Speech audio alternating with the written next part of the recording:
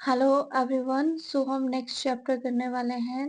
This is to competent person, यानी कि कौन से व्यक्ति जो है वो कॉन्टैक्ट करने के लिए कॉम्पिटेंट होते हैं। कॉम्पिटेंट पर्सन को सेक्शन 11 में डिफाइन किया गया है। ऐसा पर्सन जो एज ऑफ मैच्योरिटी को कंसीडर करता है उसी को ही कॉम्पिटेंट पर्सन कहा गया है। और ऐसे व्यक्ति जो साउंड माइंडेड नहीं होते हैं, डिस्क्वालीफाई बाय लॉ है, तो वो कॉम्पिटेंट नहीं होते हैं। There's a three person, they are the competent to make into contract. First one आता है तो the person who is a major under the Indian Contract Act या मेजोरिटी एक्ट के अकॉर्डिंग। तो मेजोरिटी एक्ट के अकॉर्डिंग जो 18 साल से अबव होता है उसको ही हम मेजर मानते हैं। और ऐसा व्यक्ति जो साउंड माइंडेड हो, यानी कि उसको हर तरीके से सोचने और समझने की क्षमता हो। और ऐसा व्यक्ति who is not disqualify under the law, जो लॉ के अकॉर्डिंग जो है डिस्क्वालीफाई नहीं हो, उसी को ही हम कॉम्पिटेंट पर्सन कहते हैं। नेक्स्ट आ जाता है इसमें कि इनकम्पिटेंट पार्टी कौन होती है। ऐसे व्यक्ति जो हम इनकम्पिटेंट मानते हैं, यानी कि कॉन्ट्रैक्ट नहीं कर सकते हैं। माइनर माइनर इनकम्पिटेंट है ऐसा व्यक्ति जो अनसाउंड माइंडेड होता है, जैसे लुनेटिक पर्सन है, ड्रंकर्ड पर्सन है, इडियट पर्सन है, हिप्नोटाइज्ड पर्सन है, या पर्सन जो आपकी डिसेबिलिटी के साथ है किसी चीज के साथ, तो वो भी आपका अनसाउंड माइंडेड होता है। और ऐसे व्यक्ति जो डिस्क्वालीफाई लॉ है, जैसे अलाइन एनिमी है, फॉरेन सॉवरेन है, कॉरपोरेशंस है, इंसॉल्वेंट है, कन्विक्टेड पर्सन है, तो वो आपका डिस्क्वालीफाई लॉ होता है। इसको हम वन बाय वन जो है इस चैप्टर में स्टडी करने वाले हैं। फर्स्ट हम लेंगे माइनर, जो इनकम्पिटेंट पर्सन होता है। माइनर क्या होता है? जिसकी एज 18 साल से कम होती है उसको हम माइनर मानते हैं। और मेजर कौन व्यक्ति होता है? जिसकी 18 साल से ज्यादा होती है। लेकिन कुछ एक्सेप्शन है जिसमें मेजोरिटी अलग होती है, 21 ईयर लेते हैं। जैसे अगर प्रॉपर्टी आपने किसी को ट्रांसफर करनी है तो गार्डियन और माइनर पर्सन की प्रॉपर्टी के अंडर गार्डियन जो है वो 21 ईयर्स का हम लेके चलते हैं। Where minor property has passed under the 21 years के बाद जो है पास की जाती है। The person normally attain majority upon completing to 18 year. Generally तो 18 ईयर की मेजोरिटी होती है, लेकिन कुछ प्रॉपर्टी के केसेस में जो हम इसकी एज 21 लेते हैं। कुछ रूल हैं जो माइनर किस तरह से कॉन्ट्रैक्ट के अंदर एंटर होता है तो उसकी क्या पोजीशंस होती हैं। और पहली बात आती है कि माइनर के साथ किए गए कॉन्ट्रैक्ट वाइड होते हैं। तो फर्स्ट है an agreement with to by a minor is void of an issue, यानी प्रारंभिक से ही क्या होते हैं? वाइड होते हैं, बिगनिंग से ही वाइड होते हैं। अगर कोई भी व्यक्ति जो है माइनर के साथ किसी तरह का कॉन्टैक्ट कर लेता है तो माइनर के लिए वो डैमेजेस, माइनर के बिहाफ पे वो डैमेजेस क्लेम नहीं कर सकता माइनर से, क्योंकि माइनर कॉन्ट्रैक्ट का हिस्सा नहीं बन सकता। माइनर से किसी प्रकार की रिकवरी के लिए भी फोर्स नहीं कर सकता है, माइनर के ऊपर किसी तरह का केस वो नहीं कर सकता है अगर माइनर के साथ उसने किसी तरह का कॉन्ट्रैक्ट किया है। क्योंकि माइनर के साथ कोई भी कॉन्ट्रैक्ट बिगनिंग से ही नहीं हो सकता है, तो जो भी एग्रीमेंट है वो आपके प्रारंभिक से ही क्या माने जाएंगे? वॉइड माने जाएंगे। नेक्स्ट वन आता है no estoppel engage to the minor. Minor के प्रति कोई भी एस्टॉपर नहीं होगा, एस्टॉपर राइट अप्लाई नहीं होता है। When a minor fraudly enter into contract, अगर माइनर को आपने फ्रॉडली जो है कॉन्ट्रैक्ट के अंदर जो है वो एंटर किया गया है, तो he is allowed to plead his minority as defence. वो अपने डिफेंस में माइनॉरिटी जो है वो बता सकता है और वो प्रिवेंट कर सकता है। And he cannot be a stopper from doing so. Where a minor has entered into contact to misrepresenting his age, he cannot be made liable to the contract. अगर उस minor जो है वो misrepresenting यानी किसी कारणवश जो गलती से एंटर हुआ है कॉन्ट्रैक्ट में, तो किसी प्रकार की लाइबिलिटी के लिए वो लाइबल नहीं होगा। इसमें एक केस है the Sadiq Ali Khan versus the Jai Kishore case. A minor procured a loan to enter to other agreement by representing that he is the full age. यहाँ पे माइनर ने जो है एग्रीमेंट में एंटर हुआ कि वो फुल एज का है। He could not be prevented from pleading to minority in his defence. He was not held liable under to contract. तो यहाँ पे जो माइनर है वो लोन के लिए लाइबल नहीं होगा, बिकॉज जो है वो पूरी तरह से मेजर नहीं था, तो वो उसके लिए लाइबल नहीं माना जाएगा। नेक्स्ट है यहाँ पे नो रेस्टिट्यूशन, यानी कि when a contract become to void, it is not to be performed by either party, but if any party has received any benefit under the contract of the minor। अगर minor के के साथ contact करके party को कोई benefit receive हो रहा है, he must be restore and make compensation to other party.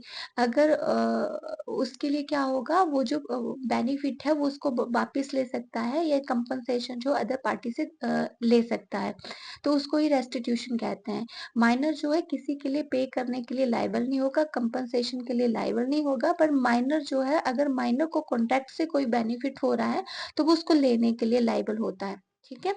And then no ratification on the attaining the age of the maturity. Maturity कब होगी, जब 18 साल से ऊपर हो जाएगा। अगर माइनर फॉर एग्जांपल मेजर हो जाता है तो माइनर के दौरान किए गए सभी के सभी कॉन्ट्रैक्ट वैलिड नहीं होंगे, मतलब सभी के सभी के लिए लाइबल नहीं होगा, किसी के लिए भी लाइबल नहीं होगा, मतलब किसी प्रकार की रेक्टिफिकेशन नहीं होगी जब वो मेजर हो जाएगा। A minor on attaining the maturity age can not be rectified to the previous agreement. जो भी प्रीवियस उसने एग्रीमेंट किए हैं वो मेजोरिटी पे किसी प्रकार के रेक्टिफिकेशन नहीं होंगे, बिकॉज एग्रीमेंट प्रारंभिक से वॉइड ऑफ इनिशियस है। For example a minor took a loan to 1000 to the B during the minority. जब वो माइनर था उसने 1000 लिया, जब वो मेजर हो जाएगा तो 1000 वापस करने के लिए लाइबल नहीं होगा। ठीक है, ये कॉन्ट्रैक्ट मतलब फोर्सेबल नहीं होगा, बिकॉज जो भी माइनॉरिटी के दौरान किसी प्रकार का भी जो एग्रीमेंट होता है वो मेजोरिटी के दौरान जो है वो रेक्टिफाइड नहीं होता है। नेक्स्ट है minor can B beneficiary. Minor beneficiary हो सकता है। मैंने पहले भी कहा कि माइनर किसी के लिए कंपनसेट नहीं करेगा अगर उसके साथ कॉन्ट्रैक्ट हुआ है, लेकिन वो बेनिफिट हुआ है तो कहीं से भी तो वो बेनिफिट को प्राप्त करने के लायक होता है।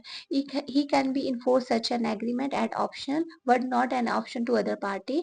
वो अपने बिहाफ पे कोई भी प्रकार का बेनिफिट हो रहा है उस बेनिफिट को रिसीव करने के लिए लाइबल होता है। Minor is capable to becoming to promisee endorsee but not to promisor and इंडोर्सर।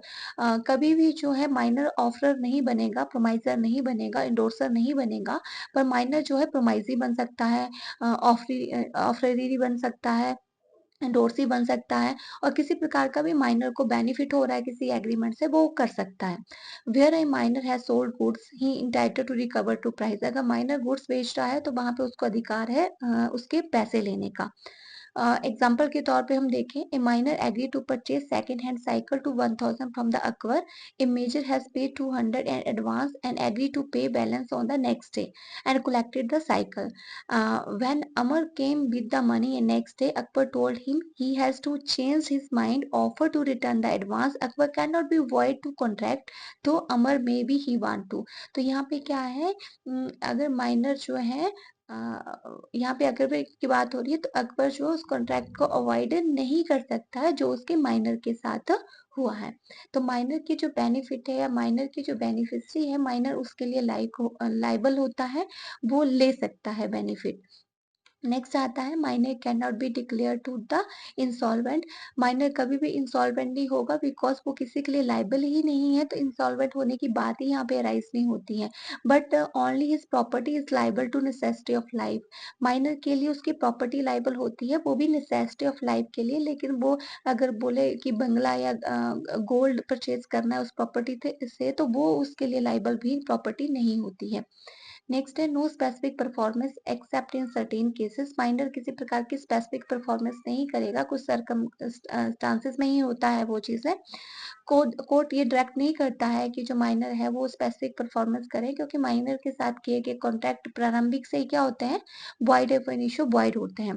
But ये contract enter into the guardian, guardian के बिहाफ पे या मैनेजर के बिहाफ पे माइनर जो है कॉन्ट्रैक्ट करता है, तो माइनर उसके लिए क्या होगा, स्पेसिफिक परफॉर्मेंस करने के लिए लाइबल होगा। तो ये बात पे आपने ध्यान रखनी है।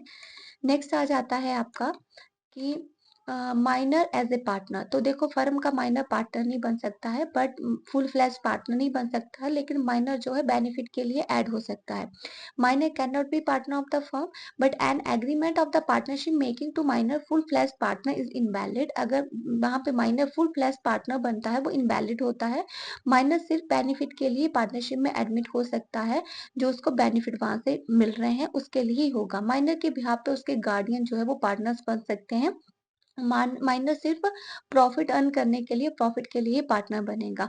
Minor as agent, minor can be appointed as agent, agent के तौर पे माइनर को अपॉइंट किया जा सकता है, पर एजेंट के तौर पर वो किसी प्रकार के लिए लाइबल नहीं होगा। लाइबल कौन होगा? प्रिंसिपल होगा, जो प्रिंसिपल पे के बिहाफ पे वो सारी की सारी डीलिंग करेगा, लेकिन पर्सनली माइनर किसी के लिए लाइबल नहीं होगा, वहां पे प्रिंसिपल लाइबल होगा। नेक्स्ट आता है लाइबिलिटी फॉर टोर्ट। टोर्ट का मतलब होता है सिविल रॉन्ग। अगर आप सिविल नहीं, कुछ आपने रॉन्ग किया है, डेमेजेस आपने की है, उसके लिए आप लाइबल होंगे, माइनर उसके लिए लाइबल होगा। If the tort of the minor independent of the agreement, he shall be liable to compensation to other party. अगर यहाँ पे माइनर ने किसी प्रकार का इंडिपेंडेंटली कोई चीज की है, एग्रीमेंट किया है, जिसकी वजह से सिविल रॉन्ग हो, मतलब सिविली कोई चीज हार्म हो रही है, उसके लिए जो है वो कंपनसेट करेगा। 14 ईयर का बॉय था, ड्राइविंग कार कर रहा था, and then injury to the B, उसने जो है वो बी को नुकसान पहुंचाया, तो यहाँ पे जो है माइनर लाइबल होगा। तो ऐसा नहीं है कि माइनर को पूरे अधिकार है कि जो मर्जी चाहे कर ले। गवर्नमेंट ने या फिर लॉ ने उसको ये अधिकार दिया है कि किसी तरह का टॉर्ट्स एक्टिविटीज होगी तो उसके लिए वो लाइबल होगा। किसी तरह का वो सिविल हार्म पहुंचा रहा है, सिविल रॉन्ग चीजें कर रहा है, तो उसके लिए वो लाइबल होगा। नेक्स्ट है minor as a shareholder या मेंबर ऑफ द कंपनी। तो इस केस में minor can not be shareholder member of the company, but he can hold fully paid share of the company. जो fully paid share होते हैं उसको वो hold कर सकता है, लेकिन वो मेंबर ऑफ कंपनी या शेयर होल्डर नहीं होगा। अगर सीओटी की बात करें तो माइनर किसी प्रकार की कोई सीओटी नहीं देगा, ना उस सीओटी के लिए वो लाइबल होगा। जब वो अडल्ट हो जाएगा या मेजर हो जाएगा, तभी वो थर्ड पार्टी के लिए लाइबल हो सकता है। Position of minor, parents and guardian, यानी माइनर के जो पेरेंट्स होते हैं, गार्डियंस होती हैं, उनकी क्या पोजीशन है? Minor can not be bind parent and guardian even to necessity.